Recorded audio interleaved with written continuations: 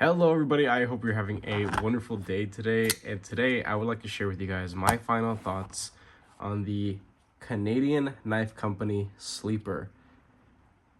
This is the only knife that is available under this brand name. This knife is actually manufactured by Shieldon Knives, the same company, fun fact, that actually manufactured the Devo Knives Growler. I did have a Growler. I did a little bit of comparison visually when I did my unboxing of this knife. Go ahead and check out that video if you are interested. And there were a couple big differences between the two, but for the most part, they were quite the same. This one actually costs a little bit more than what the Growler, when the Growler was available. But I think there are a couple of elements to this that make this a little bit better. Just a little bit better. There are still a couple of downsides to this model, but I'm gonna go ahead and read you off some specs off of White Mountain Knives, the online retailer that I purchased this from. It is not available, but I did pull up the Canadian Knife Company's actual website, and they have 99 units currently at the recording of this video available, but that's at their regular price. So White Mountain Knives, it's $99. There are a handful of YouTubers out there that have affiliate links and discount codes. You could really use any one of them to get like 10% off, so it takes off a little bit, and it brings it much closer to the price of what that Growler was available for. But you can purchase this knife for $124.99 off of their actual website if this is something you guys really like. Now, do I think that this knife is actually worth buying it at that price? If you really like how it looks, I'd say yeah, go for it, because everybody, their budget is different. But at least on this channel, anything that is over $100 I consider to be more on the enthusiast side of this wonderful hobby. But anything that's 100 and below I consider to be perfect EDC, where a lot of value is at. That is the budget territory. That is a territory where you can spend comfortably under that price point and get something that is actually worth your time and money. So kind of a little bit different. It's a big jump. 25 bucks. When we're talking about a budget knife, 25 bucks is a good chunk of money. In some cases with some brands, that's a whole knife itself. So believe it or not, the total length of this guy is 7.6 inches. The blade length is 3.3 inches. So just be a little wary of your local knife laws, because yeah, it's larger than 3 inches. So just be cautious of that. And the blade material is 14C28N. Wonderful, top of the food chain for budget steels. All around good stuff. And on top of that, this has a black wash finish. Again, this is the only colorway available. So if you guys like satin or bead blast, they don't offer that, unfortunately.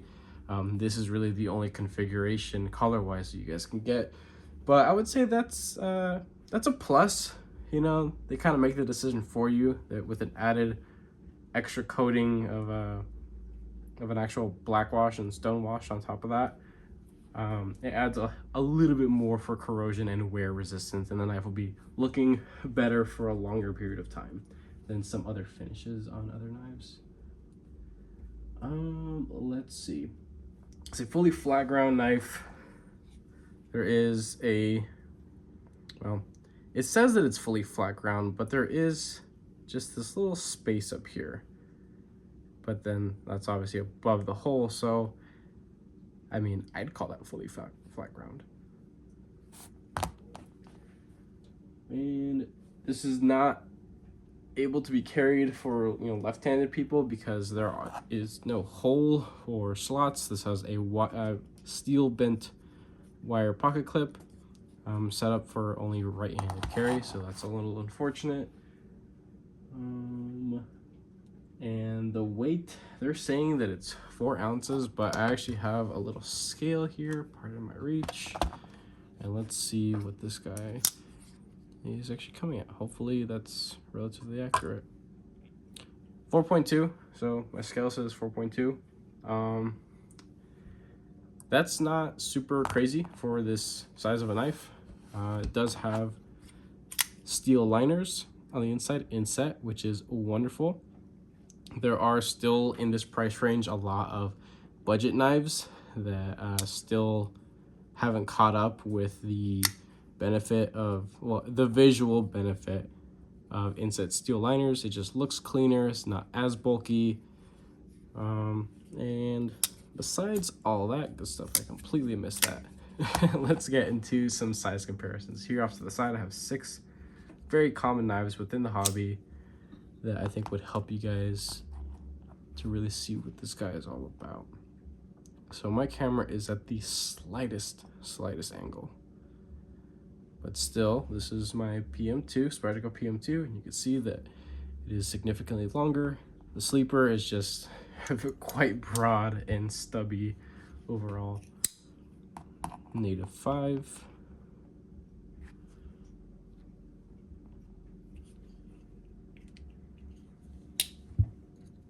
Let's do Demco 80-20.5. So it is about the same length as the 80-20.5, maybe just a hair longer because of the difference in blade shape. The 80-20.5 has a little bit of a longer handle, but because of its overall design, you get more handle here, and this you have a much larger finger trail there.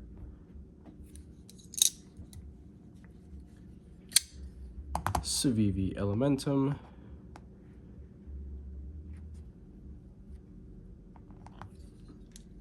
Last 2 here. Benchmade Osborne 940. It is a hair longer.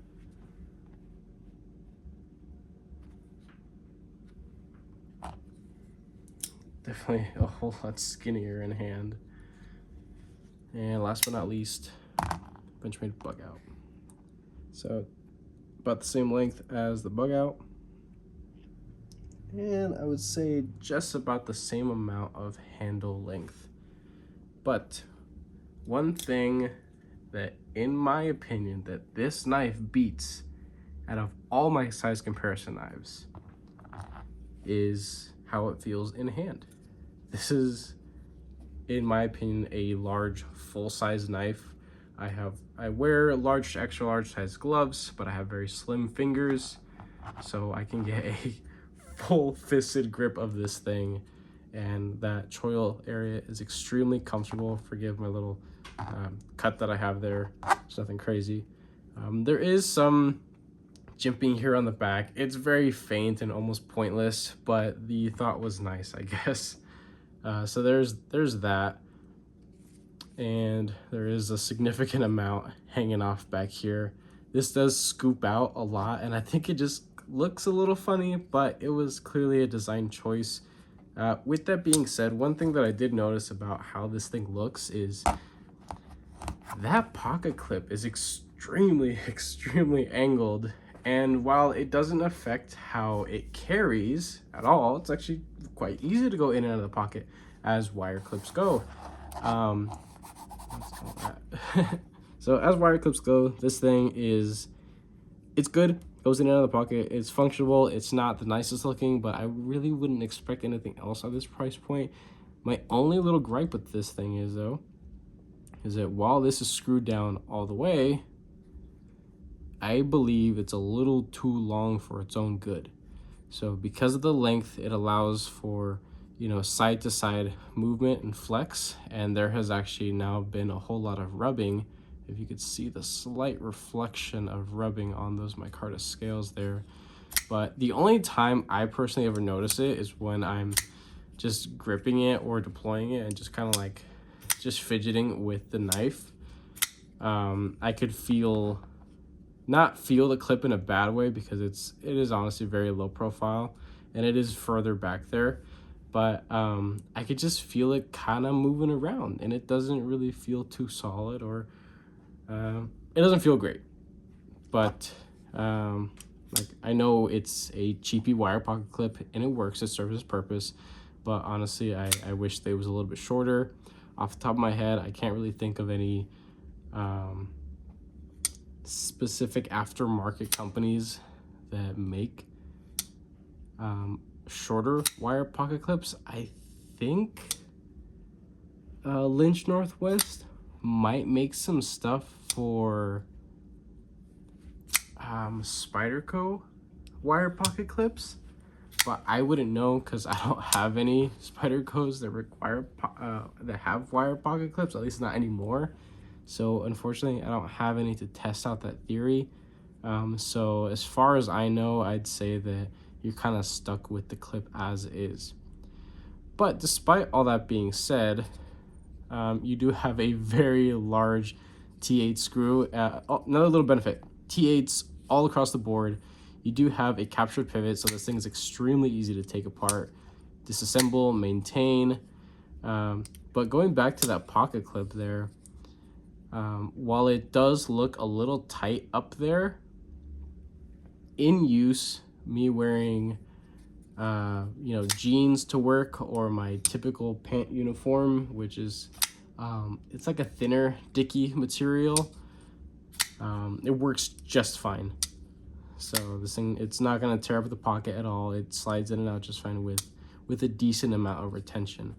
But I think still, if the company is going to continue making this model, maybe make a second or a mini, possibly even, because again, this is a large knife, and I think that one that's at 3 inches, or where the cutting edge is 2.8, 2.9, something like that, I think that would be pretty cool, because they only have one model, and I mean, this is pretty sweet knife for a one model company, really.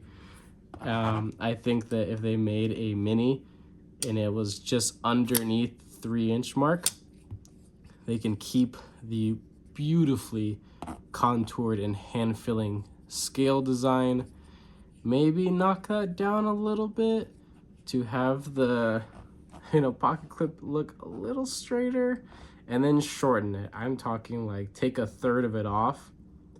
It'll be shorter, the retention would be stronger, and you wouldn't have that side-to-side play. And because it is so low profile, you wouldn't feel it in hand, and it wouldn't be a hot spot, essentially.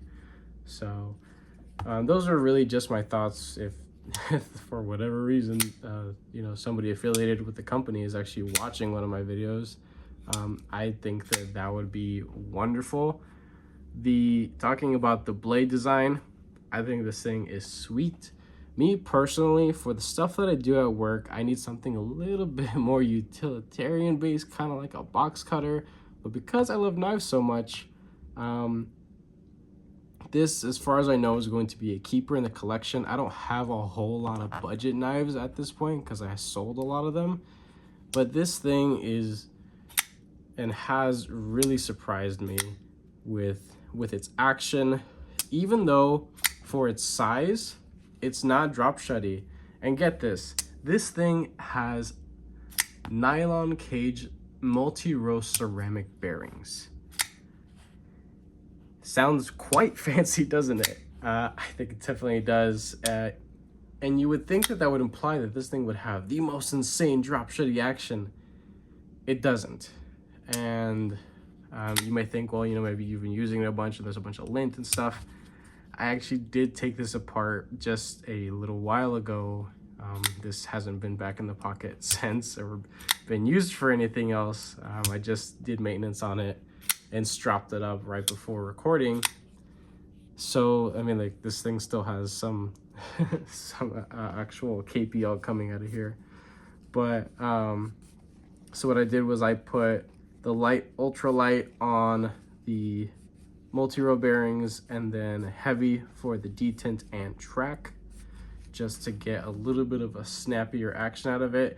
It's extremely smooth, don't get me wrong. It's a super smooth knife. There's no grit, there's no weird sounds or kind of like chatter in the action. It's very, very smooth and consistent up until you get to that point right before engagement, and then the liner lock engages. You would think that it would be drop shutty, but it's not. Even when you loosen it up and to the point where there's side to side movement, it's still not drop shutty even then. But you know what? I personally don't think that that's super necessary on a knife. While it is a cool factor, at least to me, it's one of the lesser important factors. I'd rather have a knife that's extremely smooth than one that's like really gritty, but when I go to it, disengage it, it drops down to my nail like a guillotine. So I'm cool with this thing being as smooth as it is. So you guys have probably seen Stasa 23, Knife Therapy, Neves Knives. Jared over at Neves Knives is actually the first person that I saw showing off this design, and I immediately went to go and purchase it. And then like later on that same week, I saw Stasa got one too, and the complaint that they both had was that it's not smooth enough for what the bearings would imply, the system that they're using. And yeah, I'm right there with them. It doesn't make sense. This has action of typical like cheapy steel bearings, and you know, it has a a fancy bearing system, and I don't really know what exactly is inhibiting it from dropping down and having crazy action, because there are knives within this price range and under that have ridiculous action. There was actually a budget Kubi that I used to have, and I sold it. It was a large one, KU 322 or something like that. It was a very broad bladed, flat scales, and this just kind of seems like a large step in the right direction if, you know, the designs were kind of relatable. The blade just reminds me a lot of it, but that one had insane action for a budget knife, and I kid you not, this thing was like under 50 bucks. So half the price, and it had sweet freaking action. It had a flipper tab, it had a hole, the detent was awesome, and you know, it was on cheapy steel bearings, I think, and it had crazy action, and the lockup was awesome. There's no play whatsoever. It was a solid, well-built budget knife. This, while it reminds me a lot of that, at twice the price, I would say it would still be nice. And I know it is achievable to have nice guillotine action. That's always something cool to play around with, but it's not a deal breaker for me in my opinion. So I can appreciate the action that it does have. It's nice and smooth. There's no play side to side, up or down. One thing that I typically do to a lot of my knives is flex over the liner lock or frame lock or lock bar, whatever you want to call it, over a little bit to increase the detent strength. This, I actually didn't. I think it's fine out of the box how it was. Using the thumb studs is quite nice. On the reverse flick, for whatever reason, the thumb studs are a little bit too high for me and feel kind of weird, but I always end up just gravitating more to that hole. You can remove the thumb studs, but it would just be a little blank hole there at that point. So just an empty space where the thumb studs were at. I removed them they just twist off, actually. Take them off here. But I removed them just to see, you know, how it looked without them on. Yeah, so you can see they just screw on there. But, you know, that's available for you if you want. You know, you have the choice of using the thumb studs, which are quite sharp, meaningfully sharp, not like uncomfortably sharp. They're sharp enough, even though they look very large and flat and kind of cheapy looking. They're quite functional. So there's plenty of grab to them, and you know they definitely do their job. So let's look at that lockup there. Access to the liner lock is wonderful in my opinion. Everything is nicely rounded. Everything is super soft. The micarta, and in relation to the steel liners, which do actually have rather large holes for weight relief, it's a little difficult to see in there, but there are large holes on either side for weight relief. I was going to say that the micarta in relation to the steel liners, the tolerances between the two aren't the best. It's not like my F5.5 made by Riot. It's nothing like that, but it's definitely not as bad as my the Delica 4 that I used to have, the one that I gifted to my younger sister. So if you guys have experienced having to take apart a Spyderco Delica 4 made in Seki City, Japan, you know exactly what I'm talking about. There is so much movement between those steel liners and FRN scales. So this is actually leaning more towards the size of Riot quality tolerances and fitment, which is actually, I know it's a bold statement using the name Riot anything near this thing, because again, this is manufactured by Shieldon, known for their rather wacky and out there in-house designs. But I think they're really going a little bit upscale and kind of flexing what they're capable of doing, because the detent on this is wonderful. There is no detent lash or nothing. This thing is solid in there until it finally breaks away, and it has a nice snappy deployment. So yeah, so just all 4 deployment methods, you know, either thumb stud or with the hole. So 4 deployments. You would think that you might be able to front flip that if the jimping was sharper and it went all the way above, and that little space right there was knocked off right above my thumbnail there. If that space was rounded off, you might get enough momentum to actually front flip that. And there's plenty of handle to get on that. So hey, V2 mini possible front flipper, I don't know. I think that would be pretty fun. I think that that'd be super cool actually. At this point in time, I don't really think I missed anything else. This thing is actually a pretty sweet little budget knife. At the $100 price point, sure, I'll do that. With a 10% discount code from another YouTuber, hell yeah, of course. This thing, I believe, is worth the money, and there's a good bit of value in this. It's a very solid, sturdy knife that you could definitely put to a whole lot of work. Very comfortable at hand with gloves, easy to mess around, engage, disengage with work gloves or barehanded. But at the full 125 bucks, you really have to want it. I don't think this is $125 worth of knife personally. But under the $100 price point, yeah, I highly recommend this knife. So when it does, because I believe it will come back in stock, they have to make more of these for other online retailers, because these came and went so fast. The second that Neves Knives put them up, by the time Stasa put out his little YouTube short, they were gone. So it was very, very fast of a time span that went by that these were completely sold out, and I think more are going to be on their way soon. So keep an eye out, sign up for whatever emailing notification you have to through White Mountain Knives.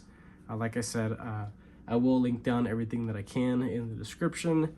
And with that being said, I hope you guys like this little review. I know it was a little bit all over the place, per usual. You guys know me. And that's really it. Go ahead and like this video if you did actually enjoy it. Subscribe if you haven't. I definitely appreciate your guys' support.